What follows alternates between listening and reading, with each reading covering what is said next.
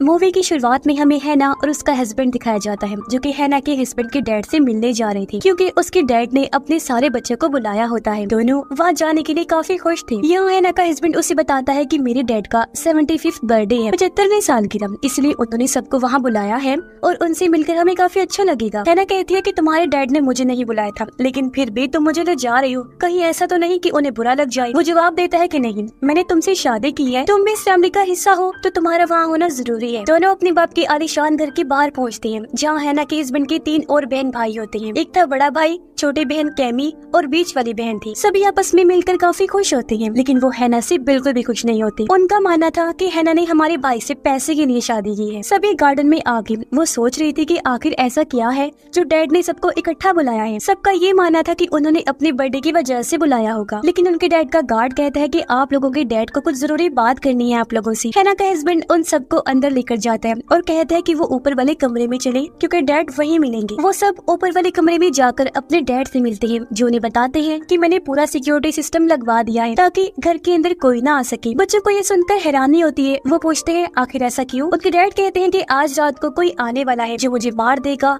और उन पांचों को मेरी हिफाजत करनी हो ताकि वो मुझे मार ना सके। ये सुनकर सब बच्चे हैरान हो गए और सोचते हैं कि आखिर कौन आएगा। डैड उनसे कहता है कि मैं इस बारे में तुम्हें नहीं बता सकता। बच्चे कहते हैं कि मजाक करना बंद करें और सच बताएं कि आखिर वो ऐसा क्यों कह रहे हैं। वो कहते हैं कि मजाक नहीं, बल्कि तुम इसे बिल्कुल सीरियस लो, क्योंकि अगर मैं आज रात मरता हूँ तो ये चीज तो तय हो चुकी है कि मरने के बाद मेरी सारी प्रॉपर्टी किसी चैरिटी की हो जाएगी, ना कि मेरे बच्चों की। लेकिन अगर मैं जिंदा रहा तो अपनी प्रॉपर्टी को तुम सब में बांट दूंगा। तुम्हें बस आज रात मुझे महफूज रखने के लिए कुछ भी करना है। ये सुनकर सब हैरान हो जाती हैं और सोचने लगती है कि आखिर वो ऐसा क्यों कह रही हैं। लेकिन तभी वो अपने गार्ड को हुक्म देते हैं कि अब तुम जा सकते हो। और जब गार्ड वहाँ से गया तो सारे खिड़की दरवाजों को अच्छे से लॉक कर देता है ताकि कोई भी वहाँ से ना अंदर आ सके और ना ही कोई बाहर जा सके। और वो सब नीचे जाकर बात करने लगती है कि आखिर डैड को ऐसा क्या हो गया है कि वो ऐसी बातें कर रही हैं। तो उन सबको लगता है कि शायद डैड हमें आजमाना चाहते हैं। उन्हें नहीं लगता कि यहाँ कोई भी आएगा उन्हें मारने के लिए, क्योंकि सारे खिड़की दरवाजे तो पहले ही लॉक्ड हैं। तभी हैना उनसे कहती है क्या पता डैड सच बोल रही हो, अगर ऐसा है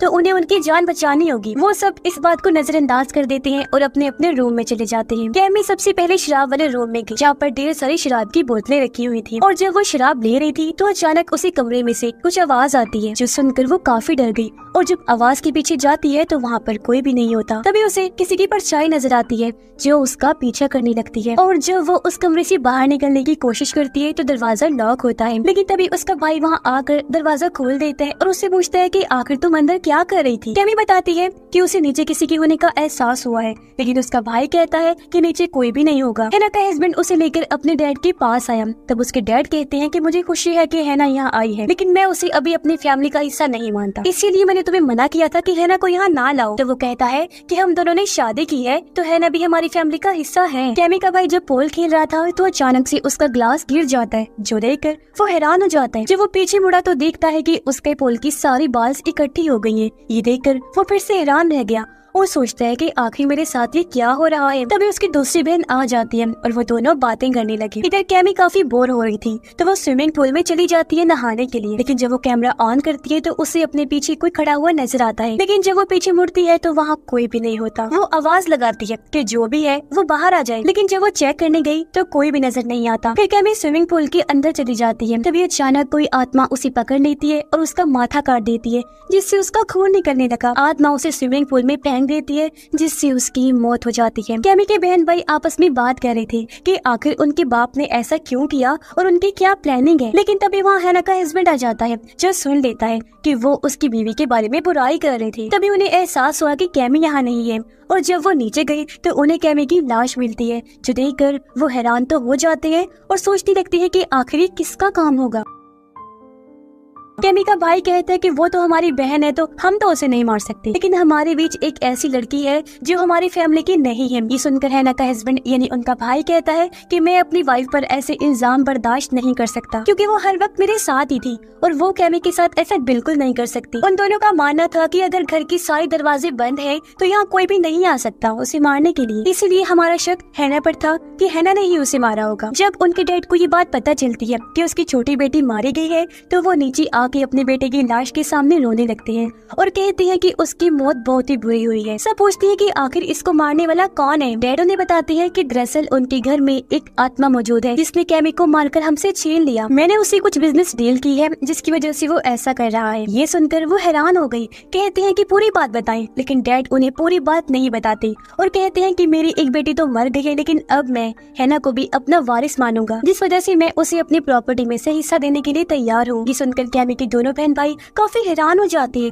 और पूछते हैं कि डैड आखिर आप ऐसा कैसे कर सकते हैं। डैड बताते हैं कि मेरी बेटे की मौत के बाद किसी को तो प्रॉपर्टी मिलनी ही है ना, इसलिए अगर तुम्हें और अमीर होना है तो मुझे जिंदा रखना होगा। कैमी का बड़ा भाई अपनी डैड की ऑफिस से गन ले लेता है अपनी हिफाजत के लिए और कहता है कि जिस किसी ने भी मेरी बहन को मारा है मैं उसे जिंदा नहीं छोड़ूंगा। दोनों बहन भाई फिर से हैना को इल्जाम देते हैं, कहते हैं कि उसने ही कैमी को मारा है, लेकिन हैना कहती है कि कैमी के साथ मेरे रिश्ते बहुत अच्छे थे और मैं उसे मारने का सोच भी नहीं सकती। फिर हैना और उसका हस्बैंड नीचे गई जहाँ उन्हें कैमी की लाश नहीं मिलती। देखकर वो हैरान हो गई, सोचते हैं कि आखिर उसकी लाश कहाँ गायब हो गई। वो समझ जाते हैं कि यहाँ जरूर कोई है जो उन्हें जान से मार डालेगा, इसीलिए वो फैसला करती है कि हम दोनों यहाँ से भाग निकलेंगे। वो दरवाजा तोड़ने की कोशिश करते हैं, लेकिन इससे कोई फायदा नहीं होता। तो उसका हस्बैंड हैना से कहता है कि हम नीचे के रास्ते से निकल सकते हैं। तो वो नीचे जाने लगी ताकि वहाँ से बाहर निकल सके। कैमी की बहन उसकी पेंटिंग की तरफ देखती है जो उसे घूर रही थी और ये देखकर वो हैरान होने के साथ साथ डर भी जाती है। लेकिन तभी उसका भाई वहाँ आ गया और उसे शांत करके कहता है कि मैं डैड को बचाने के लिए किसी भी हद तक जा सकता हूँ। मुझे लगता है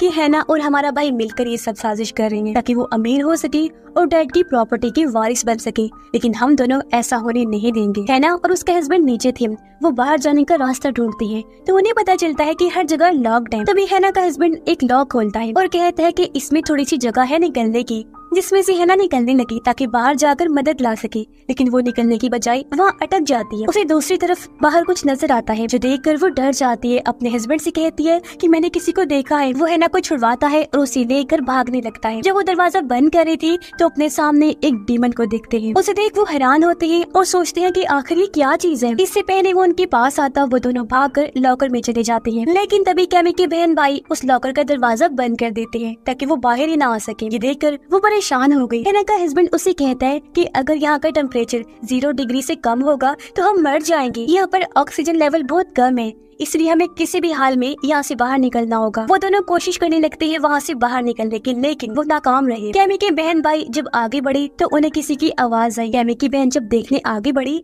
तो कोई ताकत उसे हवा में उड़ाने लगती है और देखते ही देखती वो ताकत उसे अपने साथ रूम में ले गई। फिर जब उसे होश आता है तो वो खुद को रूम में पाकर हैरान रह जाती है। उसे वहाँ पर उस डीमन के पैरों के निशान भी नजर आ रहे थे। तभी वो कैमी की पेंटिंग की तरफ देखती है जिसकी माथे से खून निकल रहा था। अचानक कैमी उस पेंटिंग से बाहर आ जाती है, जिसे देखकर वो काफी डर जाती है और कैमी उस पर उल्टी कर देती है। तभी कैमी का भाई वहाँ आकर उस पर गन तान देता है और कहता है कि वो मेरी बहन से दूर रहे वरना मैं तुम्हें शूट कर दूंगा, लेकिन वो नहीं रुकती तो वो उसे शूट कर देता है। और कैमी जब वहाँ से गायब हुई तो वो देखता है कि गलती से उसने अपनी दूसरी बहन को ही शूट कर दिया है, जिससे उसकी मौत हो गई है, यानी उसने गलती से अपनी बहन को ही मार दिया। ये जानकर उसे बहुत ही दुख होता है और वो बहुत ज्यादा रोने लगता है। पर वो समझ गया था कि ये हैना का किया धरा नहीं है, बल्कि यहाँ पर कोई डीमन है जो ये सब कर रहा है। ऑक्सीजन लेवल कम होने लगा जिसकी वजह से वो दोनों मरने वाले थे। तभी उनका भाई आकर दरवाजा खोलकर उन्हें बाहर निकाल लेता है और उनकी जान बच जाती है। वो उनसे कहता है कि मैंने जो देखा उस पर तुम लोग यकीन नहीं करोगे, मैंने डीमन देखा है। दोनों से बताते हैं कि हम दोनों ने भी डीमन को देखा है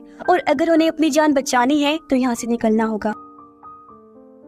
कैमी का भाई कहता है कि तुम दोनों यहाँ से बाहर निकलने का रास्ता ढूंढो, तब तक मैं डीमन का ध्यान भटकाने की कोशिश करूंगा। जब वो दोनों वहाँ से बाहर निकलने के लिए जा रही थी तो डीमन उन पर हमला कर देता है, लेकिन वो एक रूम में जाकर खुद को लॉक कर लेते हैं। तभी वो लोग देखते हैं कि बुक शेल्फ के पीछे कोई खुफिया रूम है और जब वो उस रूम को खोलते हैं तो उसके अंदर उन्हें कई सारी डीमन से जुड़ी चीजें मिलती है। ये देखकर वो हैरान हो गई और सोचती है कि आखिर उनके डैड ने ऐसा क्या किया था जिसकी वजह से वो डीमन यहाँ पर आ गया। उन्हें वहाँ पर एक डिमोनिक साइन मिलता है जिसके अंदर खून था। कैमी का भाई जब डीमन को ढूंढ रहा था तो अचानक से उसके सामने वो डीमन कैमी बनकर आ जाता है, जिससे वो घबरा जाता है और बैलेंस खराब होने की वजह से सीधा नीचे गिर जाता है, जिससे उसकी हड्डी टूट गई, लेकिन उसकी गन भी उससे दूर पड़ी हुई थी। तभी वो डीमन फिर से उसकी दूसरी बहन का रूप लेकर उसके सामने आ जाता है और वो उसे गलीसी लगाकर उसका सारा खून पी जाता है, जिससे उसका जिस्म तबाह हो गया और बुरी तरह उसकी भी मौत हो जाती है। दोनों जब उसके चिल्लाने की आवाज सुनते हैं तो वहाँ पहुंचकर देखते हैं कि वो भी वहाँ से गायब हो चुका है। ये देखकर वो समझ जाते हैं कि इसका मतलब वो भी मारा गया। फिर वो दोनों फौरन वहाँ से बाहर निकलने का रास्ता ढूंढने लगते हैं। तभी वो अपने डैड के रूम में चले गए। उनसे पूछते हैं कि आखिर उन्होंने ऐसा किया है जिसकी वजह से उसके सारे बहन भाई मारे गए। वो उन्हें बताते हैं कि इस घर में एक डीमन है जिसके साथ मैंने किसी खास मकसद के लिए एक डील की है। दरअसल मैं अपने सारे बच्चों को उसके सामने कुर्बान कर दूंगा ताकि मैं इमोर्टल अमर बन सकूं, कुछ टाइम और जी सकूं, क्योंकि अमर बनने के बाद मैं लंबे टाइम तक जिंदा रह सकता हूं। मैं मरना बिल्कुल नहीं चाहता। मैं 75 साल का हो गया हूं और मुझे मरना मंजूर नहीं। और जिंदा रहने के लिए मैंने अपनी सारी ब्लड लाइन यानी अपने बच्चों का, अपनी नस्ल का सेक्रीफाइस दे दिया, यानी उनकी कुर्बानी। मतलब उसने अपने बच्चों की आत्मा को डीमन को बेच दिया था। तभी वो डीमन एक एक करके उसके सारे बच्चों को मार रहा था। ये बात कहने के बाद वो एक बंदूक उठाता है और अपने बेटे हैना के हस्बैंड को भी शूट कर देते हैं, जिससे वहीं पर उसकी मौत हो जाती है। ये देखकर हैना बहुत ज्यादा घबरा जाती है, पूरी तरह टूट जाती है। तब उनका डैड हैना को भी मारने जाता है। वो उसे कहता है कि असल में देखा जाए तो तुम मेरी फैमिली की नहीं हो, लेकिन फिर भी तुम्हें मारना ही पड़ेगा। और वो उसे शूट कर देता है। गोली हैना के हाथ में लगी, जिसकी वजह से वो थोड़ी जख्मी हो जाती है। हैना फौरन वहाँ से भाग गई और घर में छुप जाती है अपनी जान बचाने के लिए। जब उनका डैड हैना को ढूंढ रहा था तो वो ये राज उनके सामने लाता है कि असल में मैं नाटक कर रहा था कि मैं तुम्हें भी अपनी फैमिली का हिस्सा मानता हूँ। मैं तुम्हें कभी अपनी फैमिली नहीं बना सकता और मैंने अपने बेटे को बोला भी था कि वो लड़की यानी कि तुम उसके लायक नहीं है, लेकिन उसने मेरी बात नहीं मानी और तुमसे शादी कर ली, जिससे मुझे बहुत ही बुरा लगा। तभी हैना को वहाँ पर बंदूक मिल जाती है, जिसे उठाकर वो उसके डैड को शूट कर देती है। और तभी एक फर्नीचर उसके ऊपर गिर गया, जिसके नीचे वो अटक जाता है। हैना उसे बताती है कि असल में तुम्हारा बेटा और मैं तुम्हारे लिए एक बर्थडे गिफ्ट लेकर आए थे, लेकिन हम दोनों ने वो गिफ्ट अभी तक तुम्हें दिखाया नहीं, और अब जब तुम मरने वाली हो तो मैं तुम्हें वो गिफ्ट दिखाना चाहती हूँ। वो फौरन उसे गिफ्ट दिखाती है, जिसके अंदर एक अल्ट्रासाउंड की तस्वीर थी। वो बताती है कि असल में मैं माँ बनने वाली हूँ। जो बच्चा आपके बेटे का है यानी आपका पोता, तो ये आपका ब्लड लाइन है। मतलब कि तुम अपनी फैमिली के आखिरी मेंबर नहीं हो, बल्कि ये बच्चा है। तो तुम्हारी ब्लड लाइन में तुम्हें जिंदा रहने का हक नहीं है, बल्कि मेरे पेट में पल रहे बच्चे को है, जो कि तुम्हारी प्रॉपर्टी का मालिक बनेगा। मतलब कि असूल के हिसाब से उसके पेट में जो बच्चा है वो इमोर्टल होगा, क्योंकि उनका बाप तो मरने वाला है। ये सुनकर वो हैरान और परेशान हो जाते हैं। पर डीमन भी ये सब सुन रहा था। वो डीमन फौरन उसके पास आता है और उसे काट कर खा जाते हैं, जिससे बूढ़े आदमी की भी वही मौत हो जाती है। उसके बाद है ना वहाँ से बाहर निकलती है और अपने हस्बैंड की तस्वीर देखकर उसे याद करने लगी, जज्बाती होकर रोने लगती है कि हम साथ में कितने खुश हुआ करती थी। कुछ देर बाद सुबह हो गई।